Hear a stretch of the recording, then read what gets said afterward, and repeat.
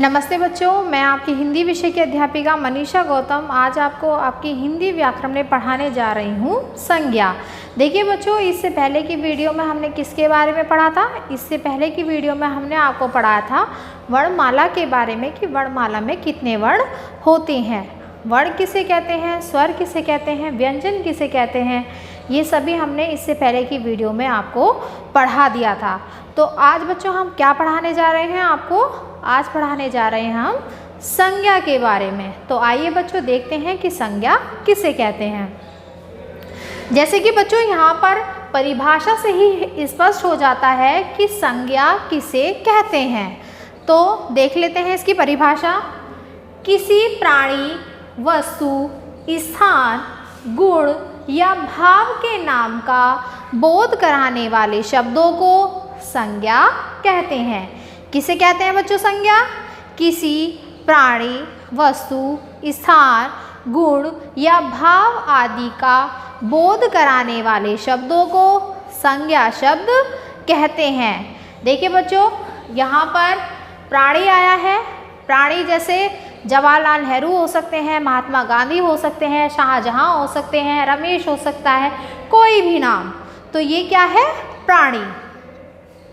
वस्तु से तात्पर्य है बच्चों, जैसे हमारी पुस्तक है, पेन है, कलम है, अलमारी है, चश्मा है, घड़ी है, तो कोई भी वस्तु हमारी संज्ञा कहलाती है। आप देखिए बच्चों, स्थान में हम नई दिल्ली का भी नाम ले सकते हैं। नई दिल्ली, चेन्नई, भोपाल, मद्रास, कोई भी शहर, तो ये है हमारा स्थान कहलाता है। गुण किसे कहते हैं बच्चों? जो व्यक्ति के अंदरूनी गुण होते हैं, जैसे सच्चाई, ईमानदारी, होशियारी, ये सभी क्या है? गुण होते हैं। आप देखिए बच्चों, इसमें भाव भी दे रखा है, तो भाव किसे कहते हैं? जैसे क्रोधित होना, प्रसन्न होना, किसी पर दया करना, तो ये क्या कहलाते हैं? ये भाव कहलाते हैं। तो संज्ञा किसे कहते हैं बच्चों? संज्ञा कहते हैं किसी प्राणी, वस्तु, स्थान, गुण या भाव आदि का बोध कराने वाले शब्द संज्ञा कहलाते हैं। तो देखिए बच्चों, अब आता है संज्ञा के भेद कि संज्ञा के भेद कितने होते हैं। तो संज्ञा के कितने भेद होते हैं? संज्ञा के मुख्य रूप से 3 भेद होते हैं। कितने होते हैं? मुख्य रूप से 3 होते हैं, लेकिन कुछ विद्वानों के अनुसार संज्ञा के 2 भेद और माने जाते हैं। तो पहले बच्चों संज्ञा के मुख्य भेद देख लेते हैं, उसके बाद हम आपको 2 अन्य भेदों के बारे में भी समझाएंगे। तो देखिए बच्चों, संज्ञा के मुख्य भेद दिए गए हैं यहाँ पर। व्यक्तिवाचक संज्ञा, जातिवाचक संज्ञा और भाववाचक संज्ञा। तो सबसे पहले हम किसके बारे में पढ़ेंगे? सबसे पहले पढ़ेंगे हम व्यक्तिवाचक संज्ञा के बारे में। देखिए बच्चों, जो शब्द विशेष प्राणी, वस्तु या स्थान का बोध कराए उन्हें व्यक्तिवाचक संज्ञा कहते हैं। व्यक्तिवाचक संज्ञा बच्चों किसे कहते हैं? जो किसी विशेष प्राणी, किसी विशेष वस्तु या किसी विशेष स्थान आदि का जो शब्द बोध कराते हैं उन्हें व्यक्तिवाचक संज्ञा कहते हैं। जैसे बच्चों यहाँ पर हमने उदाहरण भी दे रखे हैं, जैसे आप विशेष प्राणी से समझ सकते हैं। जवाहरलाल नेहरू देश के प्रथम प्रधानमंत्री थे। तो यहाँ पर जो जवाहरलाल नेहरू क्या है? वह है विशेष प्राणी। अब सेकंड उदाहरण है हमारा, यह पुस्तक बहुत सुंदर है। तो पुस्तक क्या है हमारा? पुस्तक है विशेष वस्तु। वो कोई भी पुस्तक हो सकती है जिसमें किसी विशेष जानकारी दी गई हो, तो वह हमारी विशेष पुस्तक में आती है। अब देखिए बच्चों, नई दिल्ली भारत देश की राजधानी है। तो नई दिल्ली क्या है? भारत देश की राजधानी है। और नई दिल्ली क्या है? एक स्थान। तो यह हमारा सब किस में आता है? यह हमारा आता है व्यक्तिवाचक संज्ञा में, क्योंकि व्यक्तिवाचक संज्ञा में क्या दिया गया है कि या तो कोई विशेष प्राणी हो, या विशेष पुस्तक हो, या विशेष वस्तु हो, या स्थान हो। तो यह सब क्या कहलाते हैं? यह सब हमारा व्यक्तिवाचक संज्ञा के अंतर्गत आता है। अब देखिए बच्चों, बात आती है जातिवाचक संज्ञा की कि जातिवाचक संज्ञा किसे कहते हैं। जिस संज्ञा शब्द से किसी प्राणी, वस्तु, स्थान की संपूर्ण जाति का बोध हो उसे जातिवाचक संज्ञा कहते हैं। किसे कहते हैं बच्चों जातिवाचक संज्ञा? देखिए, किसी प्राणी, वस्तु, स्थान की संपूर्ण जाति का बोध कराने वाले शब्द जो होते हैं वो जातिवाचक संज्ञा में आते हैं। जैसे देखिए बच्चों, यहाँ पर हमने उदाहरण दे रखे हैं। मनुष्य कठिन परिश्रम करता है। मनुष्य, यहाँ पर एक शब्द आया है मनुष्य, तो यहाँ पर एक मनुष्य की बात ना होकर संपूर्ण मनुष्य जाति की बात हो रही है, तो यह हमारा क्या कहलाएगा? यह हमारा कहलाएगा जातिवाचक संज्ञा। अब यहाँ पर देखिए, सभी जानवर खतरनाक नहीं होते, तो यहाँ पर आया है जानवर, तो जानवर में तो कोई सा भी जानवर हो सकता है। तो यहाँ पर जो जानवर शब्द है ये संपूर्ण जाति को दर्शा रहा है, किसकी? जानवरों की। तो जानवर में वो भालू भी हो सकता है, शेर भी हो सकता है, गाय भी हो सकती है, बकरी भी हो सकती है, कोई भी जानवर हो सकता है। तो यह जानवर शब्द जो है वो किसी एक जानवर के बारे में बात ना कर संपूर्ण जानवर जाति के बारे में बात कर रहा है। तो यह सब हमारा किस में आएगा बच्चों? यह सब हमारा आएगा जातिवाचक संज्ञा में। अब यहाँ पर देखिए, गांव से अधिक लोग शहर में रहते हैं, तो यहाँ पर एक शब्द आया है शहर। तो शहर क्या है? देखिए यहाँ पर स्थान की बात हुई है कि शहर तो कोई सा भी शहर हो सकता है, कोई भी शहर, दिल्ली हो सकता है, मेरठ हो सकता है, गाजियाबाद हो सकता है, कोई भी शहर। यहाँ पर किसी एक शहर का नाम नहीं आया है, यहाँ पर संपूर्ण शहर की बात हो रही है। तो जहाँ पर एक व्यक्ति के बारे में बात ना करके संपूर्ण जाति के बारे में बात की जाती है, तो वह हमारा जातिवाचक संज्ञा कहलाता है। तो आइए बच्चों, अब तीसरा पॉइंट पढ़ते हैं हम, भाववाचक संज्ञा। भाववाचक संज्ञा किसे कहते हैं? जिस संज्ञा शब्द से मन के भाव, गुण, दोष, दशा, अवस्था, कार्य आदि का बोध हो उसे भाववाचक संज्ञा कहते हैं। देखिए बच्चों, भाववाचक संज्ञा किसे कहते हैं?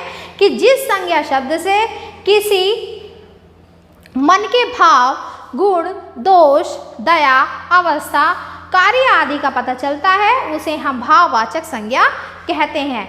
मन से निकलने वाले भाव, जब व्यक्ति के मन से जो भाव निकलते हैं उसे भाववाचक संज्ञा कहते हैं। अब जैसे यहाँ पर उदाहरण भी हमने लिखे हैं, वह व्यक्ति बहुत क्रोध करता है।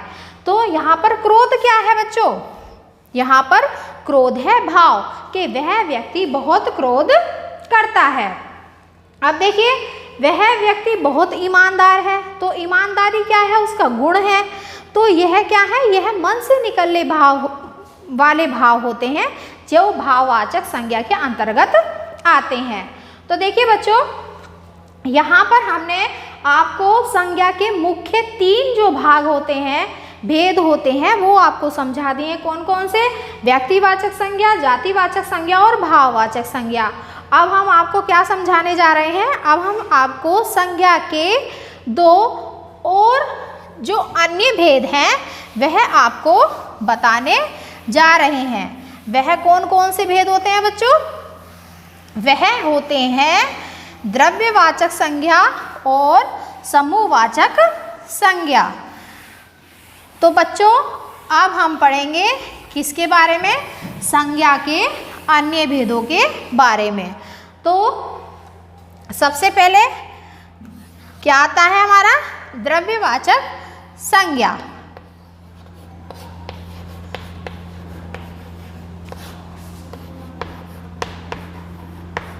देखिए, द्रव्यवाचक संज्ञा, द्रव्यवाचक संज्ञा किसे कहते हैं बच्चों? जिस संज्ञा शब्द से किसी द्रव,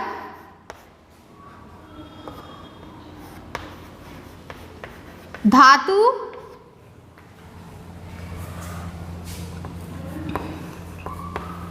पदार्थ आदि शब्दों का बोध हो वह द्रव्यवाचक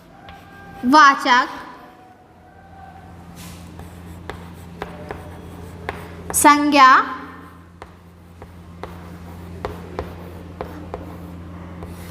कहलाती है।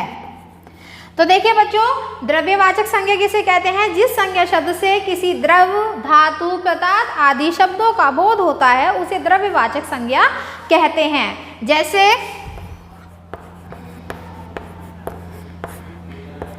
पीतल, सोना, लोहा, चांदी, दूध। तो यह सब क्या है बच्चों? यह है द्रव्य, धातु और पदार्थ। तो यह सब किसके अंतर्गत आते हैं? यह द्रव्यवाचक संज्ञा के अंतर्गत आते हैं। अब इसे उदाहरण से समझ लेते हैं बच्चों। जैसे वह लड़की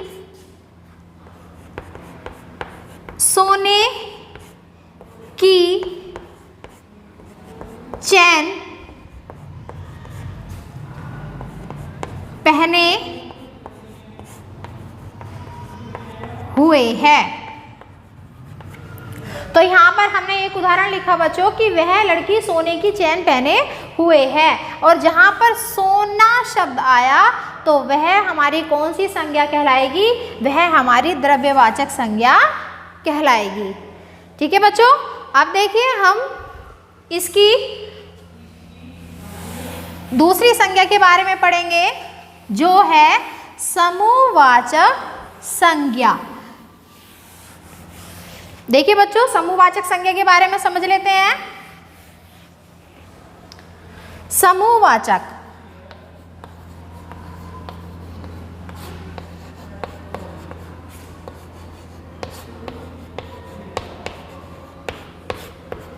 देखिए बच्चों, समूहवाचक संज्ञा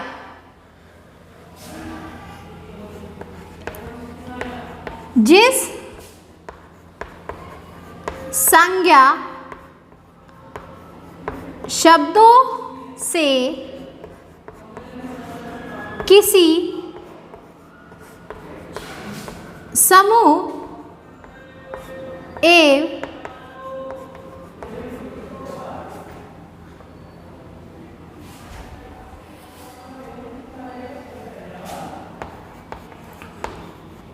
समुदाय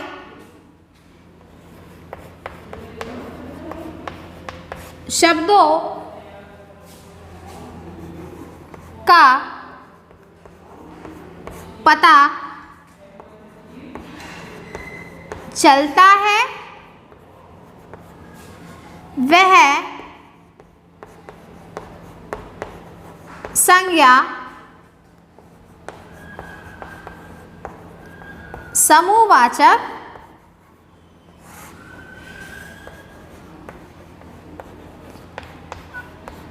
कहलाती है। देखिए बच्चों, समूहवाचक संज्ञा किसे कहते हैं? समूहवाचक संज्ञा कहते हैं जिस संज्ञा शब्दों से किसी समूह एवं समुदाय आदि शब्दों का पता चलता है वह हमारी समूहवाचक संज्ञा कहलाती है। जैसे कुछ शब्द हैं बच्चों, जैसे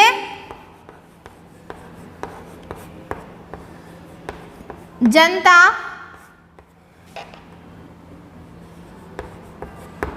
झुंड, गुच्छा, परिवार, समाज, कक्षा। तो देखिए बच्चों, समूहवाचक से तात्पर्य क्या है? जब एक के बारे में बात ना कर कर संपूर्ण समूह के बारे में बात होती है तो वह हमारी समूहवाचक संज्ञा कहलाती है। जैसे उदाहरण से समझ लेते हैं बच्चों, जनता का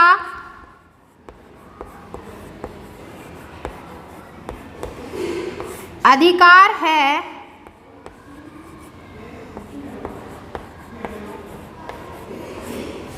सरकार का चयन करना। तो जनता का अधिकार है सरकार का चयन करना।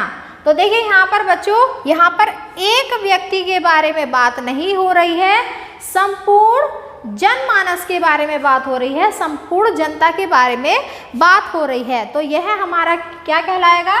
यह हमारा समूहवाचक संज्ञा कहलाएगा। अब देखिए दूसरा भी समझ लेते हैं बच्चों, यह एक अंगूर का गुच्छा है। तो यहाँ पर लिखा है हमने सेकंड उदाहरण, यह एक अंगूर का गुच्छा है। तो यहाँ पर एक अंगूर के दाने की बात नहीं हो रही है, यहाँ पर बात हो रही है संपूर्ण गुच्छे के बारे में। तो देखिए बच्चों, जहाँ पर हमारी एक व्यक्ति के विषय में बात ना होकर संपूर्ण समुदाय, संपूर्ण समाज, संपूर्ण गुच्छे के बारे में बात हो रही है, तो वहाँ हमारा समुदायवाचक संज्ञा कहलाता है।